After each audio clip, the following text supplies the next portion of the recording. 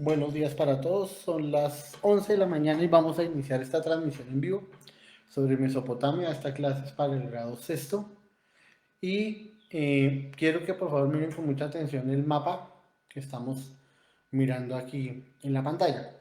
Mesopotamia es un lugar en donde, digamos, se ha considerado que nació la civilización occidental. La razón de eso es que en este sitio surgió el judaísmo, la primera, ¿cómo se llama? La primera religión monoteísta que existió, es decir, pues digamos, creían solo en un Dios. Y a partir del nacimiento del judaísmo, de la aparición de Noé, de Abraham, de todos ellos, entonces pues dicen que surgió la civilización occidental. De todas maneras, la palabra Mesopotamia es una palabra que usaron los griegos para significar que era una región que quedaba entre dos ríos. Miren acá en la pantalla, a ver si con el mouse me deja, si acá deja. Miren acá que hay dos ríos, si los ven, el río Éufrates y el río Tigris. Ambos nacen aquí en las montañas, acá en este lado, en las montañas, donde hoy más o menos es como el Cáucaso, las montañas de Turquía, y desembocan en el Golfo Pérsico. Entonces uno se llama el Éufrates y el Tigris. La palabra Mesopotamia significa en la mitad de dos ríos. Mesos en griego significa en la mitad y Potamia significa pues río. Entonces la palabra Mesopotamia viene de ahí y hace referencia o alusión a toda la región que hoy conocemos como el Próximo y el Medio Oriente. Voy a poner un ejemplo. Acá donde ustedes ven el mar Mediterráneo, aquí en esta parte, pues es el actual, o la actual tierra de Palestina, o el estado pues de Israel. Y acá, más o menos, en esta parte que ustedes están viendo acá, donde queda Uruk, Lagash, Ur, Babilonia, etcétera, queda lo que hoy es Irak. Acá, por ejemplo, queda Siria, acá queda Jordania, el Líbano, etcétera. Entonces, es esa región, digamos, que los griegos llamaron en la mitad de dos ríos, la Mesopotamia. La Mesopotamia también, si ustedes miran la parte geográfica, está como encuadrada en cuatro mares. El mar Mediterráneo al occidente, al sur el mar Rojo, al nororiente el mar Caspio y al suroriente el Golfo Pérsico, que tiene que ver pues con el mar de Arabia. Aquí a este lado queda Persia, la actual Irán, y esa es digamos como la ubicación geográfica pues, de Mesopotamia. Hubo cuatro pueblos que conquistaron Mesopotamia, perdón, cinco, que fueron los acadios, los sumerios, los babilonios, los asirios y los persas. Entonces, básicamente fueron los que conquistaron este lugar. Los primeros fueron los sumerios. Y los sumerios van a tener un aporte cultural muy importante, es la cuestión de la escritura, pero ya lo vamos a ver ahorita un poquito más adelante.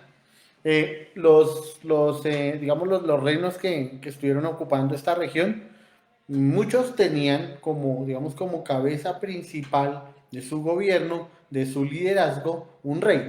Miren acá, por ejemplo, los asirios tuvieron un rey, Asurbanipal, que fue muy famoso, en la Biblia los nombran. Los babilonios tuvieron otro, Nabucodonosor, recuerden que este también fue un rey que sometió al pueblo de Israel. Los persas tuvieron muchos reyes conocidos, Ciro, Darío, Jerjes, Artajerjes, etcétera, etcétera, etcétera. Entonces, para que ustedes lo tengan en cuenta. Y finalmente, digamos, los griegos y luego los romanos van a ocupar digamos, esta región. De todas maneras, de todas maneras, cada civilización, cada reino le dio un aporte cultural significativo, diferente, pero la cabeza principal del gobierno en la Mesopotamia, pues era el rey. No como en Egipto, ¿se acuerdan que era el faraón? ¿Cierto? Que era una divinidad, que era un tipo pues que todo el mundo miraba pues con reverencia, etcétera. En Mesopotamia algo similar, pero el rey estaba un poco más sujeto pues a las leyes de los seres humanos.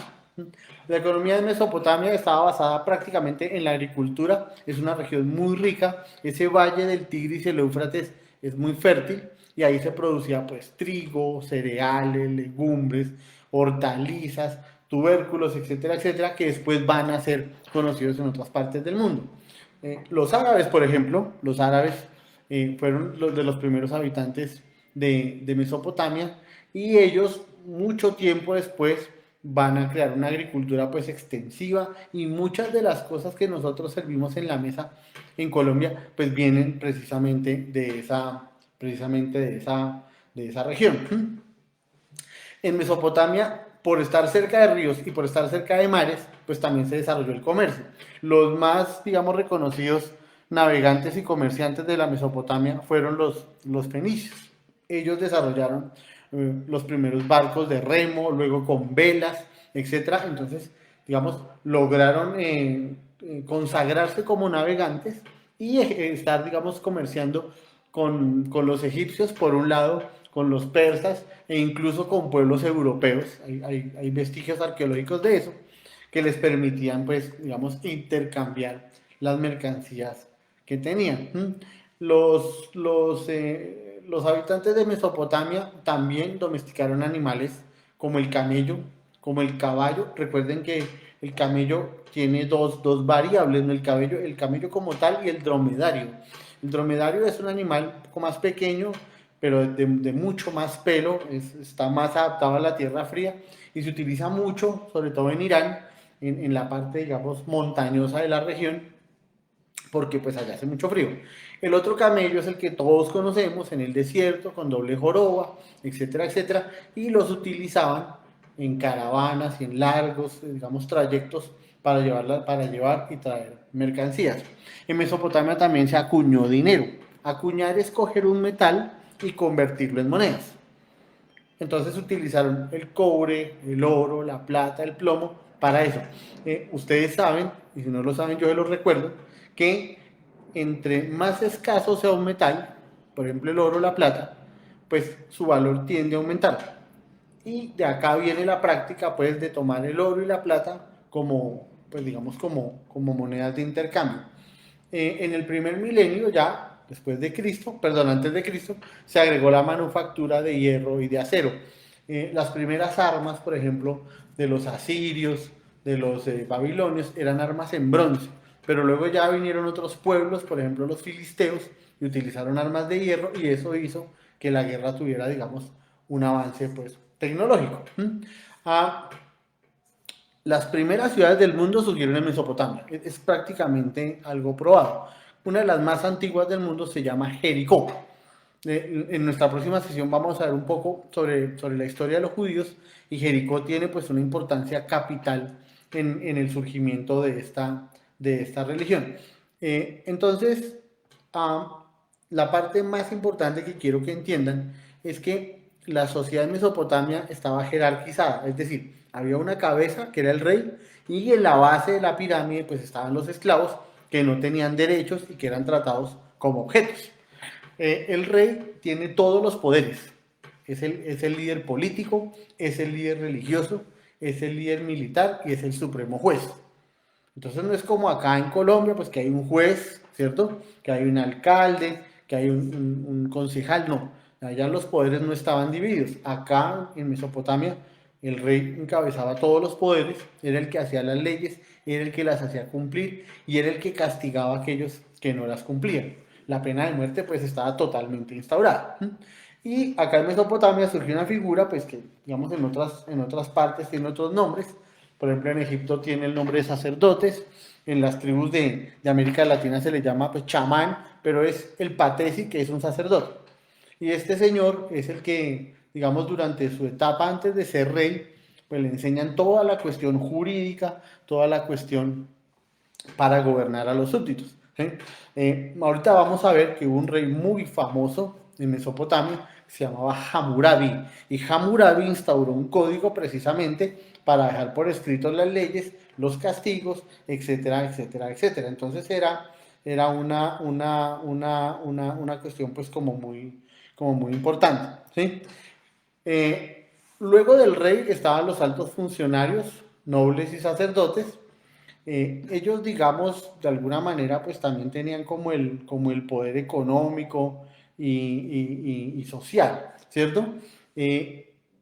Los sacerdotes y los nobles estaban emparentados con el rey, y pues bueno, ahí ustedes van a ver que ellos tenían realmente el poder. A veces ponían como rey a una persona que sirviera a sus intereses.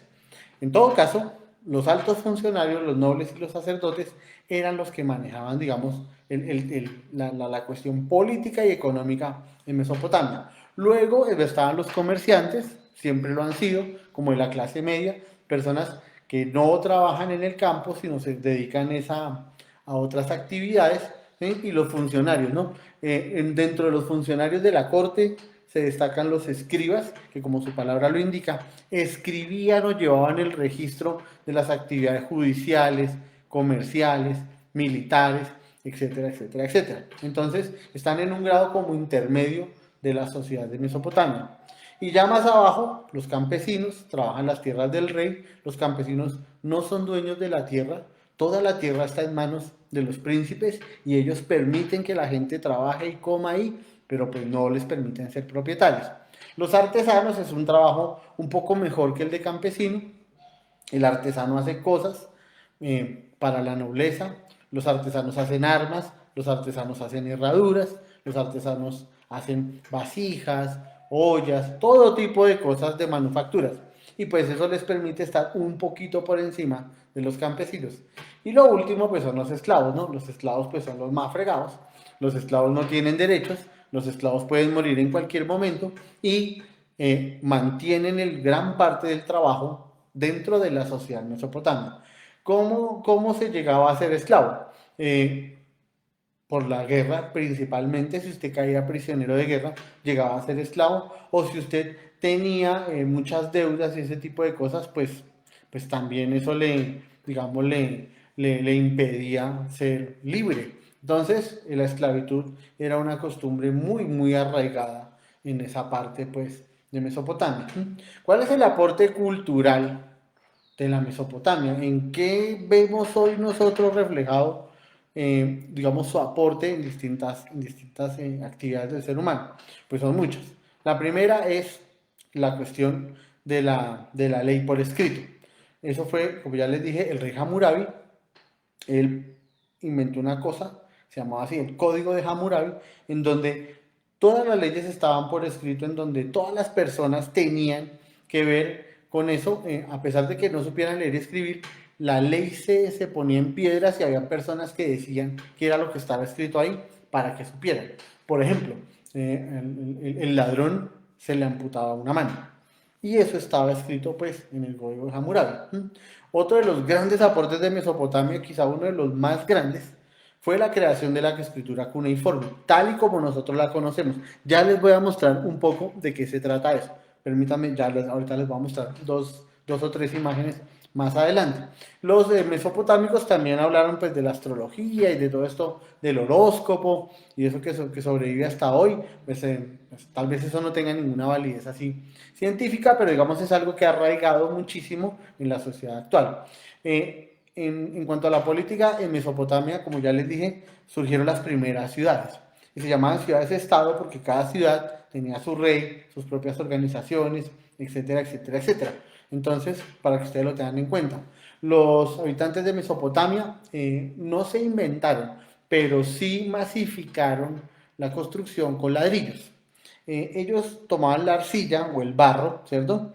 Que es tierra mezclada con agua y con otras cosas, a veces con paja, lo que llaman aquí en Colombia el bareque, lo ponían a secar y de ahí extraían los bloques y con esos bloques construían.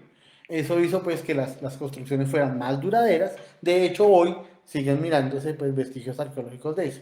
Y como ya les comenté, el otro gran aporte era la cuestión de las técnicas de riego, de la agricultura, la cuestión del arado, canalizar los ríos y llevarlos hacia tierras secas. Todo eso lo hicieron los habitantes de Mesopotamia y pues permitieron que hubiera una expansión de la agricultura muy grande. Existen dos tipos de escritura, o existían dos tipos de escritura en la antigüedad. Una era la escritura cuneiforme y el otro era pues la escritura jeroglífica. La escritura jeroglífica que ya vimos en Egipto, ¿cierto? Se hacía sobre papiro, es decir, sobre pieles de animales que se dejaban secar.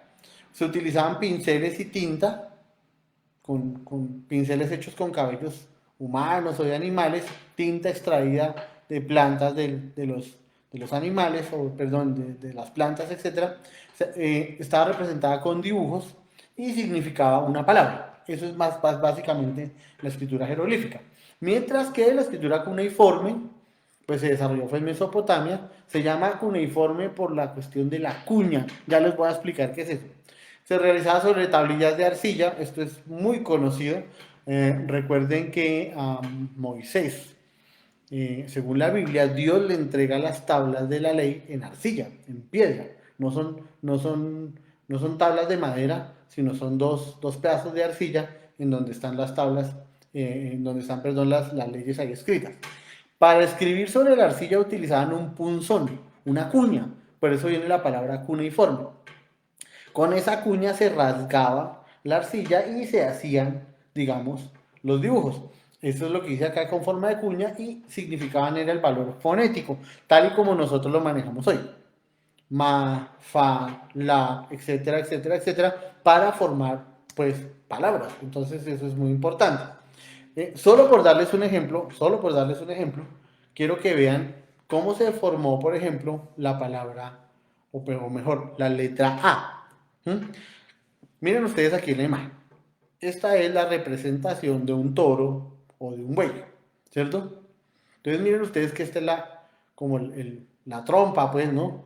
Del buey o del toro, el ojo y los cuernos. Eso es básicamente, pues, como la representación de la cabeza, ¿cierto? Los fenicios, antiguos habitantes de Mesopotamia, representaron el toro de esta forma. Entonces miren ustedes acá que está como la trompa y los cuernos, ¿cierto?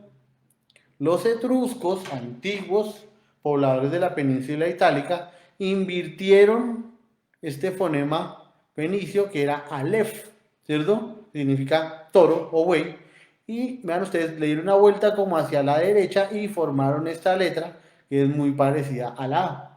Luego los griegos convirtieron este pictograma etrusco en esta letra y los romanos le dieron esta significación y así quedó. En los antiguos idiomas de Mesopotamia, el hebreo y el árabe, Aleph es toro y Alif es toro. Aleph en hebreo, Alif en árabe. Noten ustedes que empieza por la palabra A. Y así entonces, este toro vino a significar que era la A. Se aplica a casi todas las letras del castellano actual. Casi a todas. Si ustedes miran esto, creo que esto incluso lo alcanzamos a dibujar en el cuaderno antes de salir a lo de la cuarentena. Entonces miren ustedes que aquí estaba el toro y acá como los cananeos le fueron modificando ese primer dibujo que era un toro, lo fueron modificando. Miren ustedes y cómo se termina finalmente convirtiendo pues en la letra A. Luego usted mira la B, ¿sí? Miren ustedes que ellos le llaman vet, casa. ¿Se dan cuenta que esto es como una casa? Miren, aquí está como la entrada. Pues digamos, es un poco, ¿cómo se llama eso? Darle una interpretación, ¿no? A la figura. Entonces ustedes miran acá, esto es como la entrada de la casa, ¿cierto?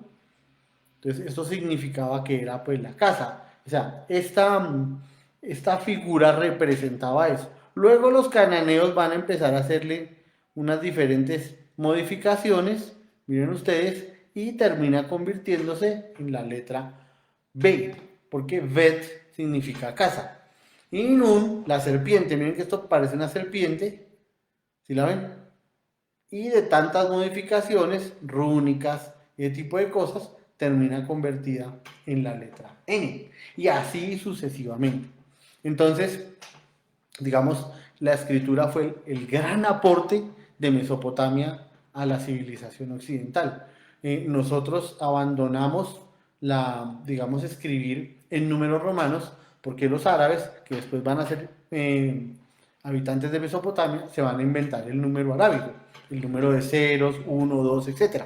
Y miren las letras, cómo van a cambiar, pues aquí con esto. Aquí hay otra cuestión del alfabeto fenicio, que ustedes pueden verlo después en el video, ¿sí? No se les olvide, por favor, si están viendo la transmisión, escribir su nombre, su curso, si tiene alguna pregunta. Si lo ven después, también, si no lo pueden ver ahorita en vivo, pues lo ven más tarde, o mañana, o esta noche. Entonces en los comentarios escribe su nombre y lo acabo de ver. Y por favor, no olviden preguntar. Es muy importante que me pregunten. Yo les contesto ahí mismo en el comentario o les contesto en la próxima sesión. Hago un pequeño paréntesis para resolver las preguntas. Entonces miren ustedes el origen de A, de B, de C, etcétera, etcétera. Y son representaciones de cosas pues normales, ¿cierto? De cosas normales, de una cabeza, de un diente, de una mano, etcétera, etcétera, etcétera. ¿Mm? Otro de los grandes aportes, digamos, técnicos, tecnológicos de Mesopotamia, pues fue la rueda. La rueda se inventó como unos 3 o 4 mil años antes de Cristo y era más o menos de la forma que ustedes la ven aquí. Yo no tengo para una dona, ¿no? Pero ustedes siempre pensando en comida, no, no era una dona, era una rueda y acá en el centro lo que le ponían era un eje de madera. Metían como una especie de cuña de madera que hacía que la rueda girara. Si ustedes ponen a pensar y se ponen a mirar hoy, miren ahí dentro de sus casas, ¿cuántas cosas tienen ruedas? O ahí en la calle de su barrio. O sea, hay un montón de cosas que tienen ruedas. Los aviones, los carros, los trenes, las neveras, etcétera, etcétera, etcétera. Entonces, ese tipo de cosas ustedes lo van a ver ahí precisamente. Y la rueda es un invento, pues, de la gente de Mesopotamia. ¿Sí? El arado. El arado es un instrumento agrícola para abrir surcos en la tierra, para abrir huecos en la tierra que le permiten al campesino o al agricultor echar ahí las semillas, cerrar la tierra y luego regar con agua, etcétera, para que las plantas crezcan. Entonces noten ustedes que sí hay un montón de aportes de Mesopotamia y otro de los muy importantes va a ser la cuestión de la religión, pero eso lo vamos a dejar para nuestra próxima transmisión en vivo. Entonces, yo les avisaré, creo que nuestra próxima sesión podría ser el sábado, de pronto. No sean perezosos, igual han tenido mucho tiempo para descansar. Y si no es el sábado, entonces lo hacemos el lunes, así sea festivo, o el martes, bueno, ahí miramos. En todo caso, quiero que miren el video, miren el taller que se les envió sobre Mesopotamia para ver si de pronto con este video usted puede resolver unas dudas, etcétera, etcétera. Y pues bueno, nuestro próximo tema entonces, señoritas, señores, es cómo surgió en Mesopotamia el judaísmo y cómo va a servir para que de ahí surja el cristianismo, etcétera, etcétera, etcétera. Y luego ya vamos a pasar a la India y luego vamos a pasar pues a China, etcétera, etcétera, etcétera. Me alegra mucho estar en contacto con ustedes. No se les olvide entonces comentario con su nombre, curso y si tienen preguntas. Esta fue la transmisión en vivo de hoy y nos vemos muy, muy pronto otra vez. Muchas gracias por haber estado tan pendientes y hasta el martes de entonces para dejarlos descansar y poder seguir con las actividades de las otras asignaturas. Que estén bien.